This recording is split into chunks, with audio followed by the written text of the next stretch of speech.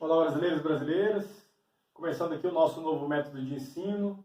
Meu nome é Hugo Braga, sou professor da Rede Pública do Distrito Federal. Confesso que não fico muito feliz em estar afastado dos meus alunos, mas é o que temos à disposição. Estou gravando no meu celular, então os recursos não são assim tão bons, mas vou tentar falar para vocês hoje um pouco sobre o que foi o pré-modernismo. Antes da gente poder falar a respeito desse movimento literário que aconteceu no Brasil, que não é não propriamente uma escola, mas um período de transição, é preciso entender o contexto histórico, né, e os principais acontecimentos do Brasil dessa época, para a gente poder passar então as características que os escritores vão reproduzir nas suas obras. Tudo bem? Então, o que aconteceu lá no finalzinho do século XIX? O grande conflito armado entre Brasil, Argentina e Uruguai de um lado contra o Paraguai de outro. A Guerra do Paraguai foi uma longa guerra que durou aí aproximadamente 6 anos, né, tendo o Paraguai como derrotado. Essa guerra vai ser importante no contexto de transformações do Brasil, porque a gente sabe que nesse período ainda há a escravidão, né, que vai ser abolida só formalmente em 1888, vai ser prometida a liberdade a muitos dos escravos, a alforria, né, vai ser permitida àqueles que forem lutar na guerra. Então, pela primeira vez, nós vamos ter brancos livres e escravos ainda, né, lutando juntos no fronte. Isso vai dar força não só para o processo de abolição, que já estava sendo desenvolvido nesse período, mas também para o processo de fortalecimento das instituições militares, né, em especial o exército. Então, essa guerra vai possibilitar, junto com o movimento abolicionista, né, o desenvolvimento lá da reação dos românticos da terceira geração, Castro Alves, por exemplo, que vai culminar na abolição da escravatura em 1988. Em 89 é a proclamação da República, o nosso primeiro golpe militar, né, inaugura a República no Brasil, deixa de existir a monarquia e passa a vigorar o regime republicano. No entanto, apesar dessa mudança, né, formal, em termos de fim de uma era, né, e o início de outro, o Brasil não vai se modificar tão substancialmente, né? O poder e o dinheiro vão continuar na mão de poucos e uma parcela muito grande da população ainda não vai ter acesso a recursos ou a direitos. Então isso vai fazer com que um líder messiânico, né, viaje pelo sertão baiano e lá instale um arraial chamado Arraial de Canudos, que isso vai desagradar, né, as forças, os poderes de então, e vai culminar numa guerra em que o governo federal, com auxílio das polícias e do exército, vai dizimar essa população local. Estima-se entre 25 a até 40 mil mortos, né, de civis e militares, claro, que faleceram nesse conflito que vai durar aproximadamente um ano lá no final do século XIX. O Brasil, nessa transição, né, vai passar por um processo de modificação das suas cidades e da sua população, pelo menos em tentativa, né, o que a gente chama de europeização do Brasil.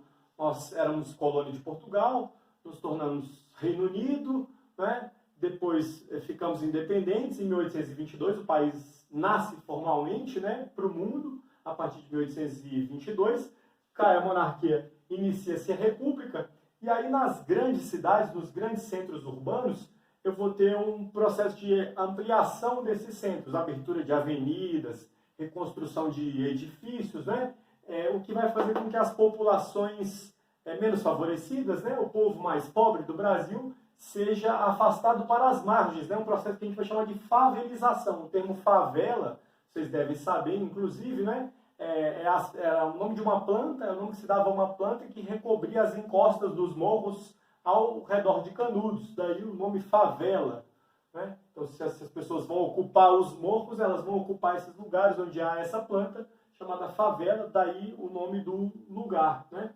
E o Estado brasileiro vai adotar uma política de embranquecimento, não tendo indenizado as pessoas que haviam sido escravizadas e agora eram população liberta, né, abandonadas à própria sorte. O governo vai optar por financiar, né, a imigração de povos europeus, em especial, né, os italianos, os alemães, polacos, etc., como uma forma de tentar miscigenar a população e embranquecê-la, de certa forma. Hoje a gente entende como um projeto, de certa forma, eugenista, né, que tenta separar e excluir aqueles ditos indesejáveis de então. Bom, se por um lado os centros urbanos cresciam, né, a gente tem apenas, né, em alguns lugares, esses lugares com uma população urbanizada, escolarizada, educada, etc. Em geral, o Brasil é uma grande fazenda ainda nesse momento, e o poder, em especial no Nordeste, está nas mãos dos coronéis, que faziam as próprias leis, né, e governavam por conta própria nessas localidades. Um movimento de resistência que surge, então, é o chamado cangaço, né? A figura mais notável é Virgulino o Lampião, que com o seu bando de jagunços, né, invadia os pequenos vilarejos, as propriedades, como uma forma de saquear, enfim, e se manter. Como eu disse para vocês, Antônio Conselheiro vai ser um fenômeno à parte, né? Ele, monarquista, cristão, vai para o interior da Bahia, funda o seu vilarejo, desagrada as autoridades, o que vai culminar com uma guerra civil dentro do Brasil. Um outro ponto importante desse período histórico são os ciclos econômicos da borracha e do café. No norte, Manaus e Belém vão se reurbanizar com o dinheiro advindo da produção da borracha, né? E São Paulo, especialmente aqui no sudeste do Brasil, perdão, vai se industrializar com o dinheiro advindo do café. Então eu faço uma pausa, né? Não tenho condição de editar, apago o quadro e a gente continua a nossa aula. Bom, continuando então o nosso estudo a respeito do pré-modernismo, a gente vai dizer então que o pré-modernismo não vai ser uma escola literária, mas um período de transição, como eu disse para vocês anteriormente. Essa transformação toda do Brasil enquanto país, né, vai fazer com que os autores comecem a buscar um Brasil mais real, né, menos idealizado, ao contrário do romantismo que idealizava a pátria, ou do realismo que mostrava o comportamento das elites. A gente vai começar a ver nas obras histórias e personagens, né, protagonistas mais populares de diferentes regiões. Então, o caboclo, o sertanejo, né, o pequeno burguês, o baixo funcionário público, eles vão começar a aparecer nessas diferentes obras. E uma outra característica muito forte desse período é a contemporaneidade das obras dos escritores. Então, vai se utilizar, na maior parte das vezes, uma linguagem mais próxima, principalmente a gente vai ver isso nos sertões, uma linguagem chamada jornalística, né? Então, o escritor funciona como uma testemunha histórica do seu tempo. Pense no Brasil, um país de dimensões continentais, né? Como é difícil a comunicação, a chegada das notícias do que acontece em diferentes regiões. O telégrafo, né, a invenção do telégrafo e a fotografia, né, vão possibilitar com que as pessoas fiquem sabendo mais rapidamente desses acontecimentos que estão se dando, né, em diferentes partes do país. Então, ao mesmo tempo que se conserva certas tendências do século XIX, começa a se antecipar aquilo que vai, né, florescer aí na escola literária conhecida como modernismo. Então vamos falar um pouco a respeito dos escritores e das suas obras. Euclides da Cunha era um jornalista da Folha de São Paulo e ele foi mandado para cobrir, né, a Guerra de Canudos. Ele escrevia para o jornal as matérias jornalísticas, mas ao mesmo tempo ele foi produzindo um livro que vai ser publicado em 1902, chamado Os Sertões. Os Sertões é um livro bastante peculiar, porque ele é dividido em 3 partes: a terra, o homem e a luta.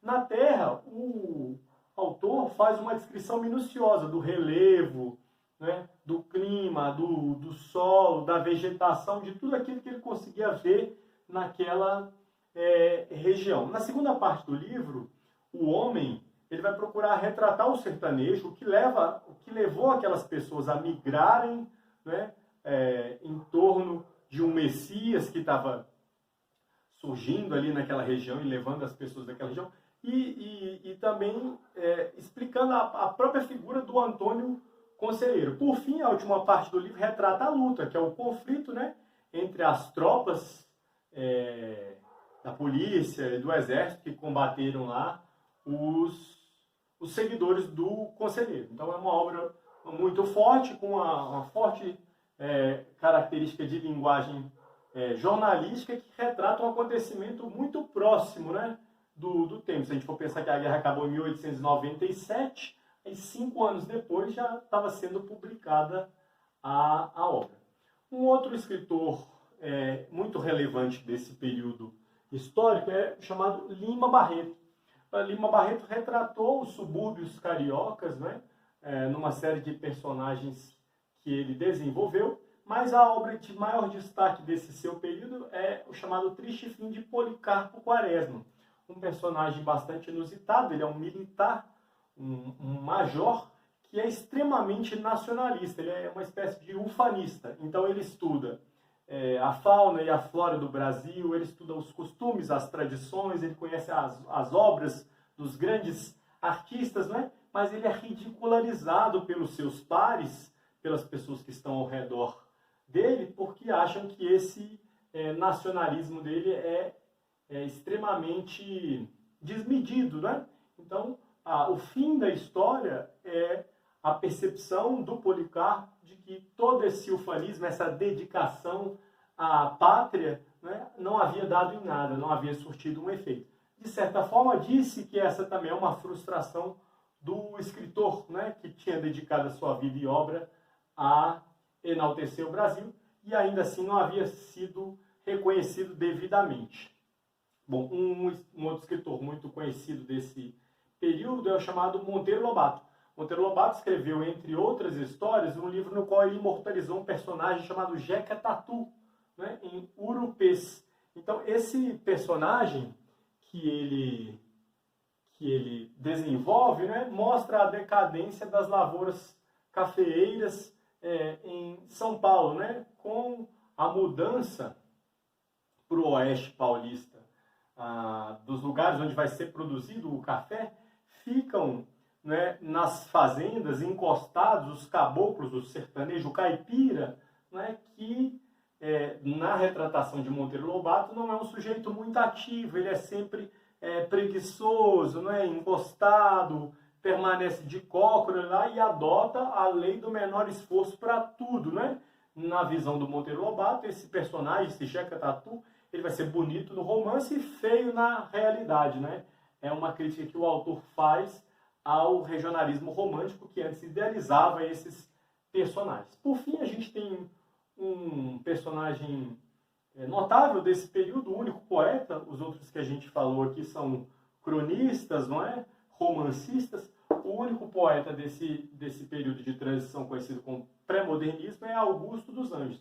Ele publica um único livro chamado Eu e Outros Poemas, no qual ele traduz um tanto do seu caráter enigmático e sombrio, né, influenciado pelas estéticas do século XIX.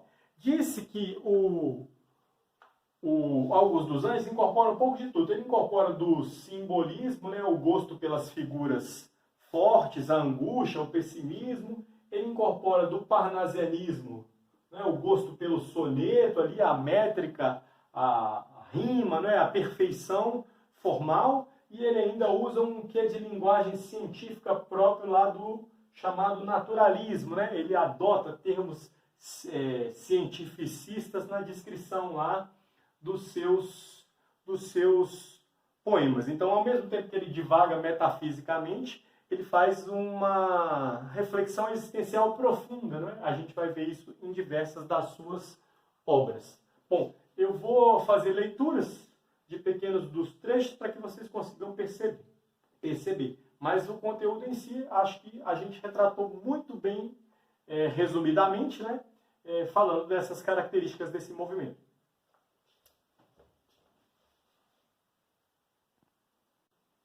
Como vocês têm o livro e já devem ter feito as leituras dos trechos, eu vou me privar para que o vídeo não se estenda mais. A ideia é fazer vídeos bastante curtos para não consumir os pacotes de dados de vocês, e até porque cada vídeo que eu faço eu tenho que subir ele no YouTube e depois deletar do meu celular.